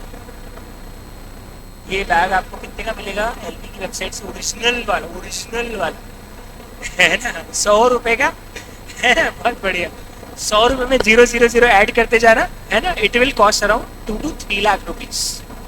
क्या इसका मतलब सर एलवी 3 लाख रुपए के बैग को 10,000 में बना रहा है, मतलब एलवी 2,90,000 प्रॉफिट कमा रहा है sir. Cost is 10,000 and 2,90,000 is the profit and they are selling it for 3 lakh rupees. So 2,90,000 का कंपनी का क्या हो गया प्रॉफिट। नहीं नहीं नहीं नहीं, ये गलत है। क्यों भैया, क्यों गलत है? पता है जितना बैग को बनाने में नहीं ना, उतना इस पे खर्च हुआ है। नहीं समझ पा रहे हो आप? इस चेहरे को हायर करने में जो पैसा खर्च हुआ है ना, उतना उस बैग को बनाने में भी खर्च नहीं हुआ है। उसके अलावा मैं आपको एलवी का स्टोर दिखाता हूँ। सिंगापुर में एलवी का स्टोर है, और वो भी एकदम मरीना बे, जो कि सिंगापुर का सबसे एक्सपेंसिव प्लेस है, वहाँ पे उसका स्टोर है। I will show you the photo of that store. ये स्टोर है sir, this is the store and this is the store. Like हमारी जितनी बड़ी बिल्डिंग है उतना बड़ा स्टोर है, और स्टोर के अंदर में लिटरली स्टोर के अंदर में गया और मैंने देखा 12 तरह के बैग और 4 तरह के जूते और 10 तरह के टी शर्ट थे बस। पूरे रूम में बस एक हैंगर पे 4 टी शर्ट उधर दूर एक जगह 4 जूते और उधर दूर जगह 5-7 बैग रखे हुए, पूरे बड़े से स्टोर में, और 4 फ्लोर का स्टोर है, और क्या है उसके अंदर, और 10-12 स्टाफ है, हर स्टाफ पर्सनली एक कस्टमर को डील कर रहा है, और लाइन लगी हुई बाहर, आधे घंटे का वेटिंग टाइम, कि जब तक एक कस्टमर लेके नहीं चला जाता अगले कस्टमर को अंदर भी जाने की परमिशन नहीं होती। बाहर आपको लाउंज एरिया है, वहाँ पे बैठो, कॉफी, स्नैक्स, रिफ्रेशमेंट सब है, आप आराम से वेट करो, एक कस्टमर आएगा, कोई सेल्समैन फ्री होगा तो आपको अंदर ले जाएगा। ये है, ये मरीना बे एरिया है, जहाँ सिंगापुर का एक बहुत बड़ा फेमस होटल है, और जहाँ पे ये पूरा उसी के सामने है ये एलजी का स्टोर है, और ये दुनिया का सबसे एक्सपेंसिव एरिया है दुनिया का, मतलब यहाँ का रेंट हजारों में लाखों में तो होता ही नहीं है। अब आप सोचो एलवी इतना बड़ा स्टोर लेके बैठा हुआ है, ये स्टोर के पैसे कहाँ से आ रहे हैं? जो वहाँ अंदर सेल्समैन है जो कि फ्लुएंटली 3-4-5-6 लैंग्वेजेस जानते हैं, इंग्लिश और वहाँ की लोकल लैंग्वेज, चाइनीज और स्पेनिश, इटालियन, सब लैंग्वेजेस आती है उनको, ये कस्टमर हर तरह के आ सकते हैं ना, तो उनकी सैलरीज कितनी होगी? ये जो मॉडल है, जिस मॉडल को उन्होंने हायर किया था, उस मॉडल का एक्सपेंस कितना होगा? बिलियन डॉलर्स ये मॉडल ले लेती है। आपको पता नहीं, बेला हदीद, जीजी हदीद, आपने अगर नाम सुना, कैंडल जेनर, ये एक शूट के 50-50 मिलियन चार्ज करती है, और एलवी उनको हायर करता है, फैशन शोज करवाता है उनके। ये सारा पैसा अल्टीमेटली कहाँ से आ रहा है? इस बैग में से यार। तो ये बोलना कि ये बैग 10,000 का है और ये बैग 3 लाख रुपए में बेचा, ये करेक्ट पोजीशन नहीं है, क्योंकि आप एक्चुअली इग्नोर कर रहे हो कि कॉस्ट को सिर्फ बनाने की लागत बोलना गलत है। आज की तारीख में तो बहुत गलत है। कॉस्ट में बनाने से ज्यादा पैसा आज की तारीख में किस चीज में खर्च होता है? Advertisement, marketing, customer acquisition. अगर आप बाईचूज और अनअकैडमी जैसी क्लासेस के एग्जाम्पल लोगे तो कंपनीज लॉसेस में है। क्यों लॉसेस में? आपको पता है टीचर्स को ज्यादा पैसा नहीं मिलता है, फिर भी लॉस में, क्योंकि उनकी कस्टमर एक्विजिशन कॉस्ट 34% है। 34% मतलब 100 रुपए की फीस लेते ना, उसमें से 34 रुपए वो सिर्फ एडवर्टीजमेंट में खर्च कर रहे हैं। 100 रुपए में से आप नोट्स भी दे दिए, टीचर को भी दे दिया, प्लेटफॉर्म भी संभाल लिया, उसके बाद 34 रुपए आप सिर्फ कस्टमर को लाने की खर्च कर रहे हो, तो आप लॉस नहीं आने वाले। तो इसका मतलब ये है कि कॉस्ट सिर्फ मैन्युफैक्चरिंग कॉस्ट नहीं हो सकती, कॉस्ट में बहुत सारी और कॉस्ट इन्वॉल्व होगी, जैसे marketing, advertisement, quality, research. Samsung जैसी कंपनी हर साल अपनी रेवेन्यू का 5 से 10% पैसा सिर्फ रिसर्च में खर्च करती है। तभी तो फोल्डेबल फोन लेके आ रहे हैं, QLED लेके आ रहे हैं, फोल्डेबल LEDs लेके आ रहे हैं, फोल्डेबल स्क्रीन आ रही है। अब वो लोग बहुत सारी चीज़ों में और काम कर, होटल बना रहा है सैमसंग। बुर्ज खलीफा किसने बनाया? Samsung. Can you imagine? Burj Khalifa बनाने वाला कॉन्ट्रैक्टर सैमसंग है। इसका मतलब रिसर्च में they are spending a lot of amount, and that's why cost को सिर्फ मैन्युफैक्चरिंग कॉस्ट बोलना बहुत गलत है। Research, marketing, advertisement, brand creation, sales promotion, after sales warranty, product replacement, customer acquisition, ये हर चीज कस्टमर की कॉस्ट का पार्ट बनती है। और कंपनी कहीं ना कहीं पैसा, एक पुरानी कहावत है हिंदी में, तेल तो दिल्ली में से ही निकलेगा, तेल तो दिल्ली में से ही निकलेगा, तेल तो दिल्ली में से ही निकलेगा। इसका मतलब ये हुआ कि अल्टीमेटली सारा पैसा लेना तो कंपनी को कस्टमर से ही, मतलब वो 3 लाख रुपए का जो बैग है ना, कंपनी सारा पैसा उसमें कंपनी अपने कस्टमर से ले रही है। तो कस्टमर दे भी रहा है, ब्रांड देख के दे रहा है, जो भी रीजन दे रहा है, और अल्टीमेटली दे रहा है। So what I want to explain here is that cost को सिर्फ और सिर्फ मैन्युफैक्चरिंग या बनाने की लागत से बहुत दूर तक सोचना पड़ेगा। कॉस्ट में सिर्फ बनाना नहीं, कॉस्ट में marketing, advertisement, sales promotion, transportation, after sale services, research, quality control, सब कुछ आ जाएगा। अरे मैं समझ, और इसीलिए कॉस्ट को पता है, ज़्यादा स्पेसिफिक जाओगे और ये बोलोगे बनाने की कॉस्ट गलत हो जाएगा, बेचने की कॉस्ट गलत हो जाएगा, तो हम सिर्फ ये बोलेंगे किसी भी प्रोडक्ट पे किया गया खर्चा, चाहे वो बनाने का हो, चाहे वो रिसर्च का हो, चाहे वो क्वालिटी मेंटेन करने का हो, चाहे वो बेचने का हो, चाहे वो पैकिंग का हो, चाहे वो ट्रांसपोर्टेशन का हो, चाहे वो आफ्टर सेल सर्विस का हो, चाहे वो प्रमोशन का हो, चाहे वो किसी भी चीज़ पे खर्चा लगाए, किसी प्रोडक्ट पे किया गया कोई भी खर्च, अगर प्रोडक्ट पे किया है ना, उस प्रोडक्ट के लिए किया है, तो वो चीज़ हमेशा आपके कस्टमर से कॉस्ट मुझे करके लेनी पड़ेगी, चाहे वो ऑफिस एक्सपेंस ही क्यों ना हो। आज मैंने उस प्रोडक्ट को डेवलप करने के लिए एक मैनेजमेंट ने पूरा ऑफिस, एडमिनिस्ट्रेटिव ऑफिस खोला हुआ है, उस ऑफिस का खर्चा भी कंपनी किससे निकालेगी? मतलब तेल तो दिल्ली से भी निकलेगा। इसका मतलब जितना कंपनी खर्च कर रही है, अल्टीमेटली वो सारा पैसा लेना किससे है? कस्टमर से। और इसीलिए हम वर्ड यूज करते हैं, any amount which spend on product and services is it's cost. तो बोला भी था कुछ बच्चों ने कि किसी प्रोडक्ट पे किया गया खर्च, कोई भी एक्सपेंस किसी के ऊपर किया हुआ हो, तो वो सब कहीं ना कहीं कॉस्ट का पार्ट बनेगा ही बनेगा। कई बार समझ में आ रही है? तो आज हम कुछ भी नहीं लिख रहे, क्योंकि आज हमारा सिर्फ एक ओरिएंटेशन क्लास था। I just want to explain कि हम जो सब्जेक्ट पढ़ने वाले हैं वो क्या है, हमारी पढ़ने की स्ट्रैटेजीज क्या रहेगी, और कल से अब हम प्रॉपर फुल फ्लेजेड क्लास चालू करेंगे। एंड हमारा प्रॉपर फुल फ्लेजेड इसलिए भी हो रहा है क्योंकि हम थोड़ा सा लेट है।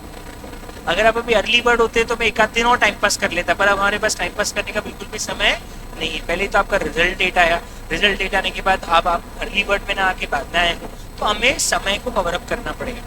तो कल से हमारा 1.5 घंटा इफेक्टिवली पूरा पढ़ने में जाएगा, और कल से हम लोग हमारा बेसिक्स चालू करेंगे। पहले हम शुरू के 2 या 3 दिन कॉस्ट का बेसिक समझेंगे, क्योंकि आपको कॉस्ट के बारे में कुछ भी नहीं पता है। जैसे कुछ बच्चे बोल रहे सर हमें कॉस्ट के बारे में ABCD भी नहीं पता है, तो कोई बात नहीं, मैं कल से A फॉर एप्पल से ही पढ़ाना चालू करने वाला हूँ। ओके, तो हम एकदम बेसिक से चालू करेंगे, 3-4 दिन बेसिक डेवलप करेंगे, उसके बाद पहला चैप्टर उठाएंगे। हम डायरेक्टली सिलेबस पे ना जाके 3 से 4 दिन थोड़ा सा आपको मैं बेसिक डेवलप करवाऊँ, ठीक है?